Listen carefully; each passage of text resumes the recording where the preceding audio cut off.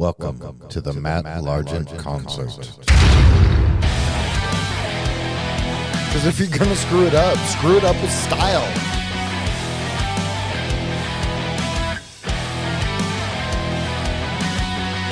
You've got to serve and serve first, and then you have to make that conscious decision to lead. Oh, if you have any problems, dial information. Thank you for calling. Welcome back to the Matt Largent Concert. I've had a really good time so far this season. Putting it on YouTube has been interesting, to say the least. I've had a lot of fun with it. Still have a lot more streaming on the web, and I'm excited about just continuing to explore leadership. A lot of good feedback. I had a couple of good guests so far this season. If this is your first time joining us, either on YouTube or on Spotify, Apple, web, and you're streaming, thank you so much for joining us. Subscribe and like and share your thoughts, input. Most of my guests come from people who watch or listen and feel like they have a lot that they want to add. And that's so incredibly important. Remember, we're growing together. It's not about any one individual. It's not about me trying to preach or motivate or do anything else. I'm just trying to inspire changes. I'm just trying to inspire walking through this together as we continue to grow. If we're not green and growing, we're ripe and dying. And so this season, we've been just exploring the different facets of leadership, the positives, why people choose to be leaders, why people quit being leaders. The last week we talked about the power of leadership and some of the really positive pieces of it. And today I want to dive into something that's incredibly important, optimal anxiety, and the effect, the connection that optimal anxiety has into being an effective change agent. And so I want to uncover and discuss how the right amount of discomfort can drive personal and professional growth, inspire you to create innovation, create meaningful change, really drive into it. And so we're going to discuss the benefits of being a change agent, how optimal anxiety helps us to push through discomfort, become better leaders, and the practical strategies for embracing change to achieve long-term success. So stick with me as we dive into the Matt Largent Concert and talking about benefits of being a change agent and how optimal anxiety will help us to push through and become better leaders, better people. So let's start with exploring optimal anxiety, because it's not a term that's widely known. It's actually a term that is very well known and very well discussed in psychology and psychiatry and therapy and things like that. A study by Psychology Today found that individuals that operate in optimal anxiety levels experience higher levels of performance and stronger problem solving abilities. And so, meaning that when we lean into this discomfort, we sharpen skills, we become more adaptive and resilient in the face of challenges. And so we find that balance by, going in and understanding that high anxiety makes us unable. You become very unable to make those big important shifts that you need to make. Optimal anxiety is that place that pushes us just beyond our limits, but still allows us to thrive. Think of it like this. I was just talking about this last week with a group of leaders, and I always like to share, if you've listened to any of my 5 seasons, I like to share stories. I'm a story guy. And especially when it has to do with myself. And so I am not a super fan of heights. I'm not afraid of heights. I have a deep respect for them. Um, I was talking to some people, and again, I said, obviously, some of the most well known heights or well known fears are the fear of heights, the fear of spiders or insects that like that, fear of death. Some of the most common fears that are out there. Optimal anxiety is that place where we take it just into that zone, just a little bit past our comfort level. because a comfort level isn't where dreams go to die. A comfort level is where dreams go to be tortured. They're waterboarded in front of us, and we're just watching them go, man, I wish I could have that. Don't wish, you've got to want. Optimal anxiety is that place where you want something so bad that you do things that are a little outside of your norm. They're a little uncomfortable. They give you that pit of stomach, kind of little bit of fear. If you go back into season one, we talk about servant leadership, and Greenleaf said, you are sharply awake and reasonably disturbed. And that's where optimal anxiety, that's what optimal anxiety does, is it creates that ability for us to be sharply awake and reasonably disturbed.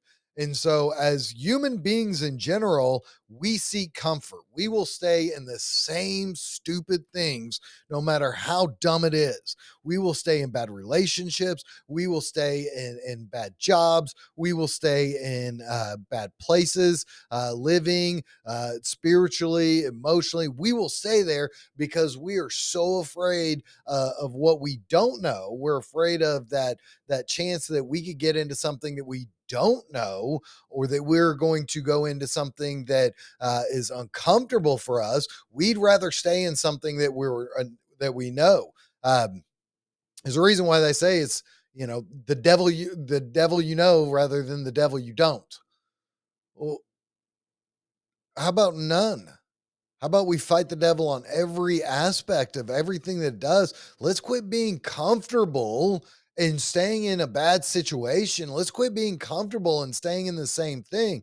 And you've got to understand, we get comfortable not just in bad situations, we get comfortable in good situations, but everything grows, everything's adapting, everything's changing. Um, if you think of yourself 5 years ago, for those of you who are younger, if you're older, you can go 10 or 20. I'm not going beyond that because I don't think I can remember beyond that. But um, think about the foods that you liked. Think about the diet you had. Think about the living that you had. Think about the spiritual journey or the professional journey or the emotional journey that you were on. Are you different now than you were? Are you different now than you were 5 years ago, 3 years ago, 2 years ago, 1 year ago? We continue to grow and adapt. And it's stupid for us to think that nothing else does. It's crazy for us to think that we can be doing the same thing that we were doing a year ago and expect a same result. It's crazy for me to think that in a relationship that we just take them for granted and we stay and just expect it to stay the same. Nothing should change. This is my island in the storm of life. Well, guess what? Life is happening to you. Life is happening to your significant other. Life is happening while you're continuing to just try to stay the same. And you've got to adapt to it. You've got to change. Optimal anxiety means that we go just a little beyond that step. We get a little outside of our comfort zone and we go into something that is uncomfortable. We go into something that gives us that pit of the stomach. And so, like I was saying, I don't like heights. And a few years ago, we took the family to Disney. Disney had the Tower of Terror. I believe that they don't have it anymore. Somebody said that they thought they did, but I don't think that they do. Anyway, Tower of Terror is genius, just like every scary ride is. It's a genius thing because here you got, and actually, this is pretty. Here's my roadie thing.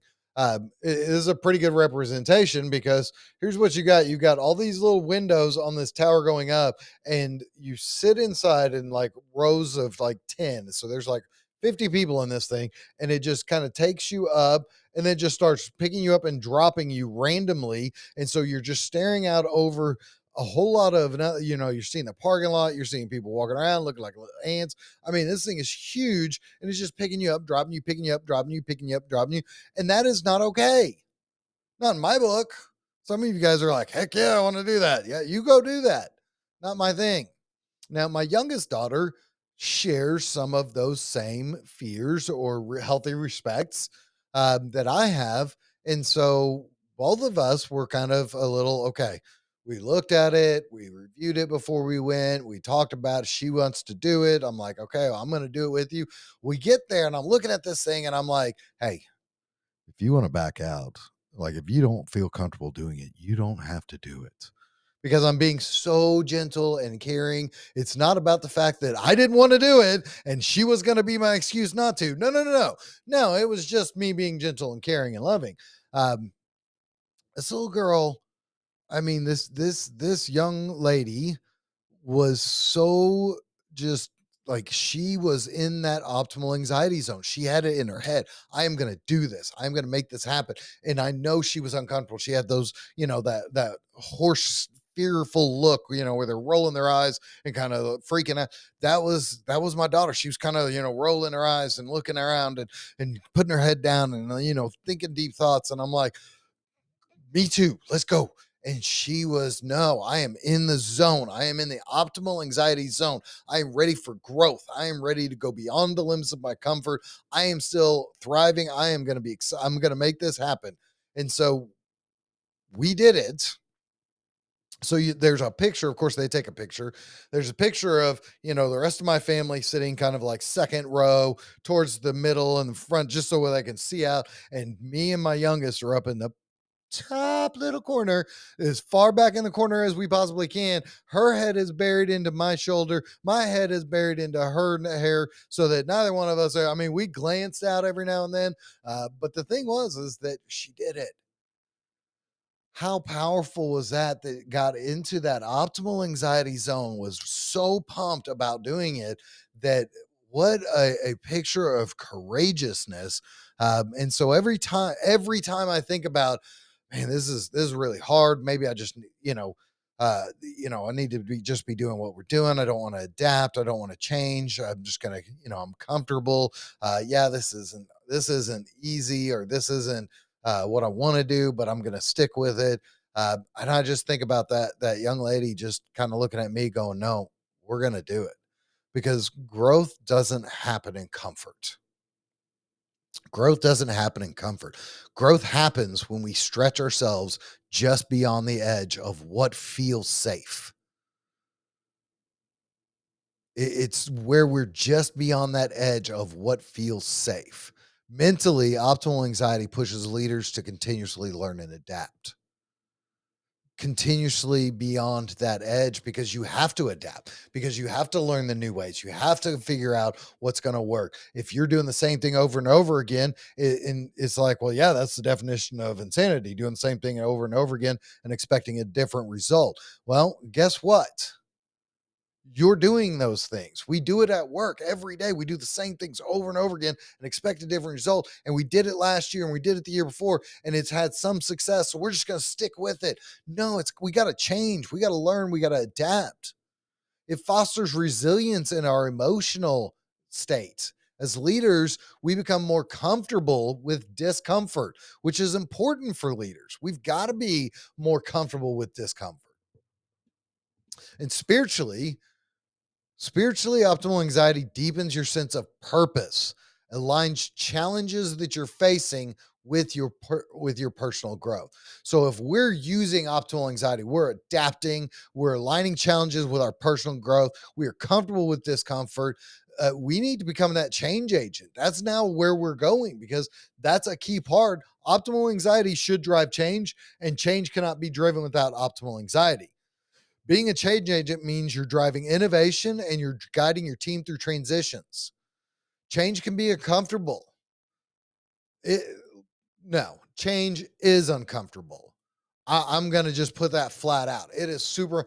I mean, it's the change that you've always been asking for. And you're telling your boss, you're telling your team, you're telling whoever, we need to make change. We need to make change. That change comes to you and you're like, whoa, slow down. That's a lot. That's hard.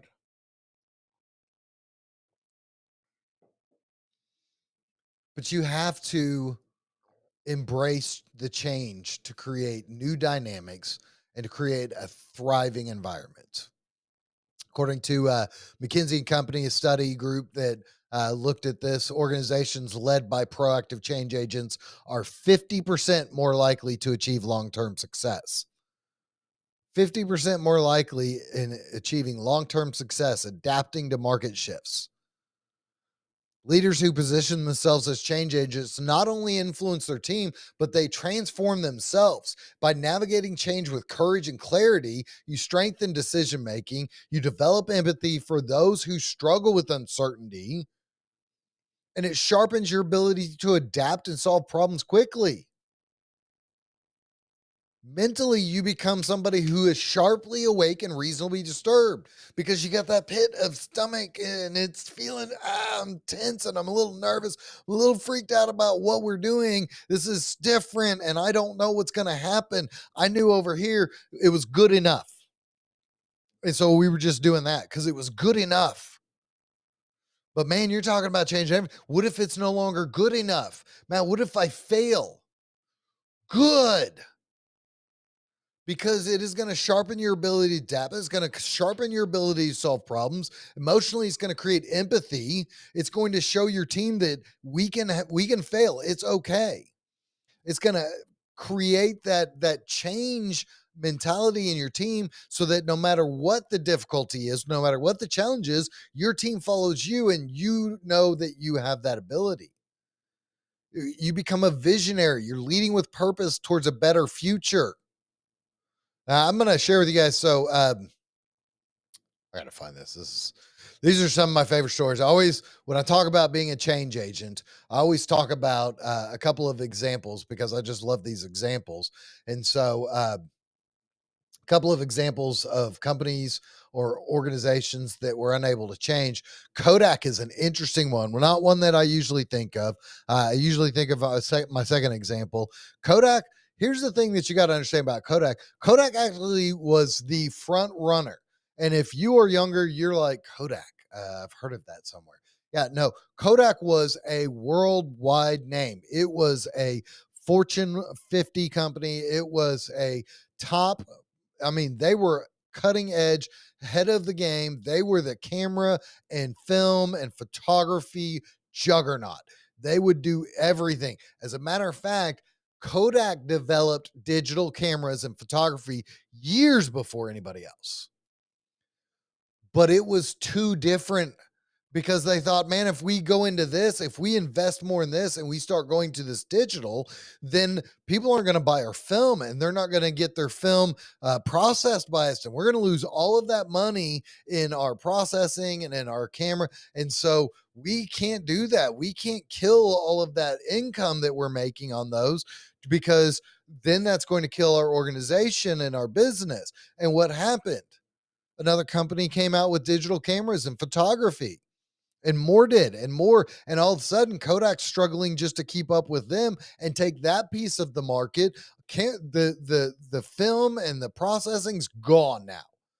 That income, they wrote it for as long as they could, and that's what they're thinking. I'm going to take it for as long as I can instead of changing so that I can have long-term success.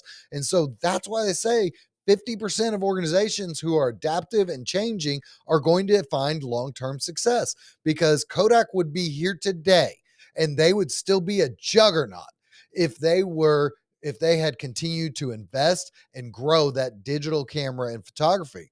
And most people think about Blockbuster. Blockbuster is very, very easy because Blockbuster, Netflix came along.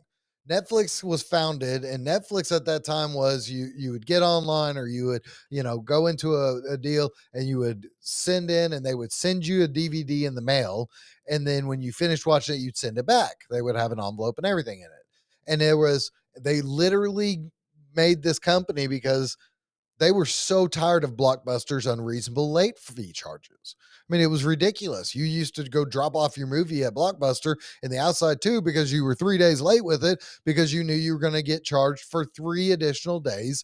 I mean, it was a ridiculous, unreasonable late fee charge. Well, Netflix started taking off and they were doing well. And they actually went to Blockbuster and said, hey, look, we want to be a part of Blockbuster. We found this model is becoming very strong. We think that with your resources, we can make this company huge. We will come in and be part of you $50 million.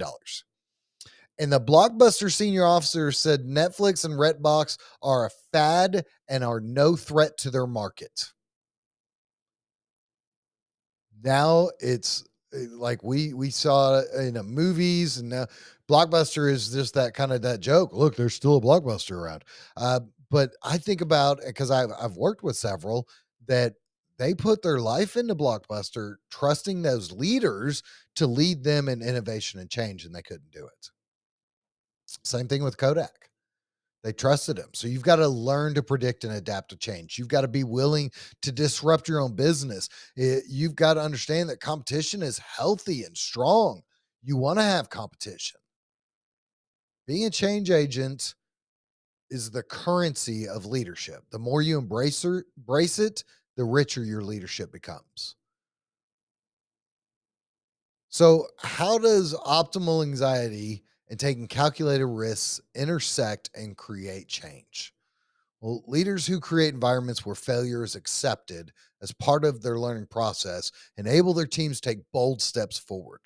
According to Stanford University, organizations that encourage risk taking experience 30% higher rate of success than those that play it safe. For leaders, that means we've got to let go of perfectionism. We've got to embrace growth. And that's the thing, is we're not perfect. So when we're trying to be perfect or we want perfection, then we become ultimately failures, and we internalize that and we feel bad. Who is worse on themselves when it comes to pointing out that you messed up or you failed, you or your boss? Because I don't know about you, but I'm worse on myself than my boss. Even the perception or the idea that I failed or that I've messed up makes me feel terrible. But when I let go of perfectionism and embrace the growth that comes from failure, I'm creating a space where not just me, but my team feels secure to taste risks, that they feel good, and it strengthens our ability to innovate and compete. Innovation lives where risk meets resilience, and the leader's job is to create that space.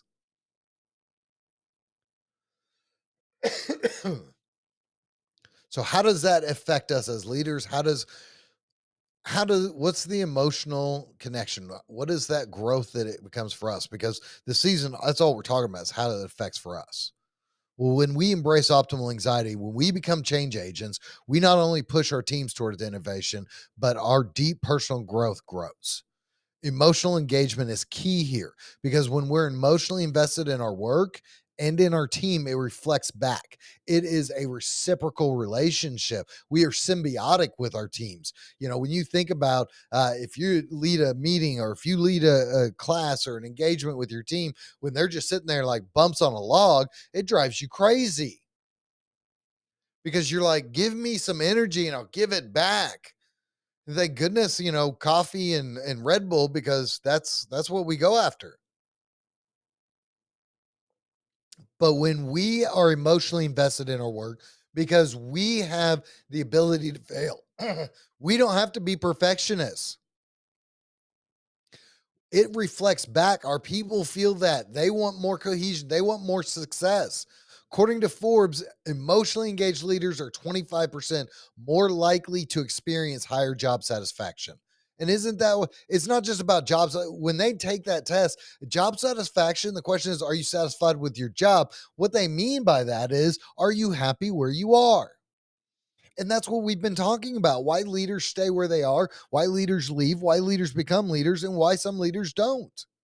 It's because we're unhappy with what it is. It's a toxic environment. We are not given the opportunity to fail. We're trying to be perfectionists. And when we stop and go into that optimal anxiety and be adaptive and innovative and an agent of change by leaning into that discomfort and embracing change, we're setting an example for our team, and we create that culture where everyone's motivated. Everybody wants to contribute. Because when you lead through change, you don't just transform your team, you transform yourself. It gets your focus sharply awake on a bigger picture. It creates deeper connections with your team, which gives you, again, that great job satisfaction, and it aligns you with that higher sense of purpose, and makes those challenges exciting and new and worthwhile. It's so critical. So remember, be willing to go uncomfortable. Get into that optimal anxiety. I can think of so many situations where I've been in optimal anxiety. Fear of heights was the easy one. When I was in boot camp,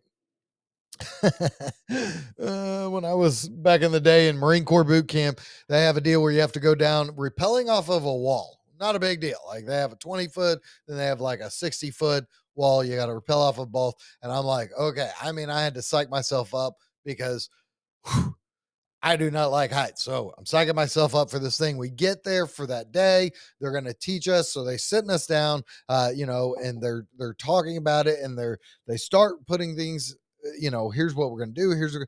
And they pull out a rope and they go, okay, now in order to make your own harness, here's what you got to, and they start doing it. I'm like, whoa, time, which of course you can't do in boot camp, but I'm like, time out.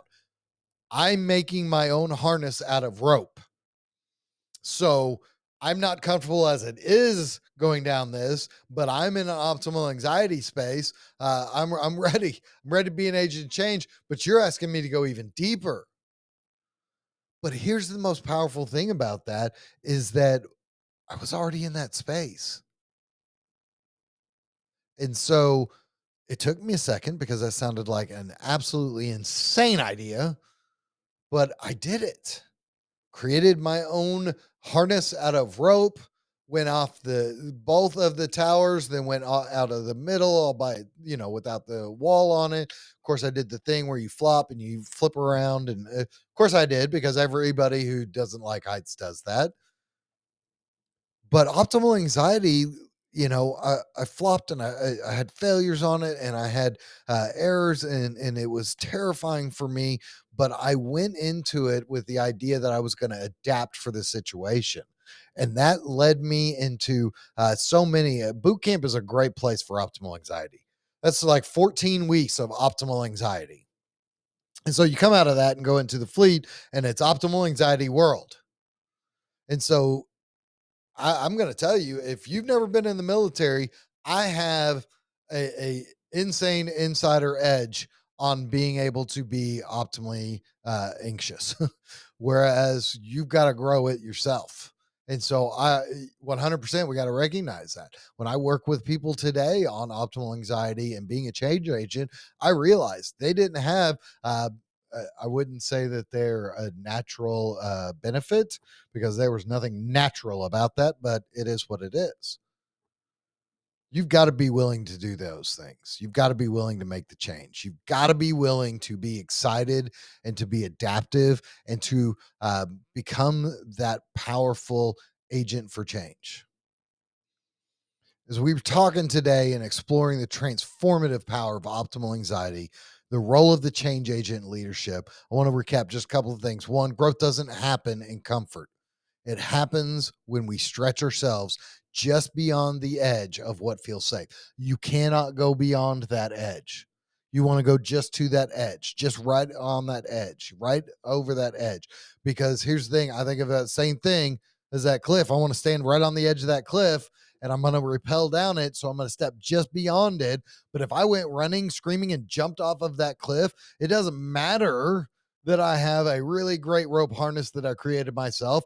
I am going to probably bounce off the wall a few times if it does just come apart and I go flying out into the air. Coming overly doing it, you're going to become overly anxious. You're not going to be able to go. So you've got to embrace optimal anxiety to push yourself and your team towards meaningful growth. Secondly, change is the currency of leadership. The more you embrace it, the richer your leadership becomes. As a change agent, you don't just manage change. You grow as a leader, gaining adaptability, empathy, and resilience. Third, innovation lives where risk meets resilience. It's the leader's job to create that space. Leaders who create a safe space for risk taking foster innovation and strengthen their team's ability to thrive in uncertainty. And then fourth, when you lead through change, you don't just transform your team, you transform yourself. Emotional engagement and leadership drives not just team success, but your own personal and spiritual growth as a leader.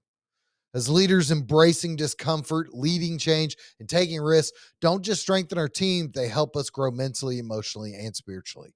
Optimal anxiety creates perfect environment for that transformation. Next week, we're going to dive into some more ideas on managing burnout in high pressure environments while maintaining that high performance. So come back next week. Let's talk about how we manage burnout through optimal anxiety and in these high pressure situations. If today's episode resonated with you, please like, subscribe, leave a comment, share how leading with optimal anxiety in your journey has made an impact. Thanks for joining me on the Matt Largent Concert, where we're not just talking leadership, we're living it.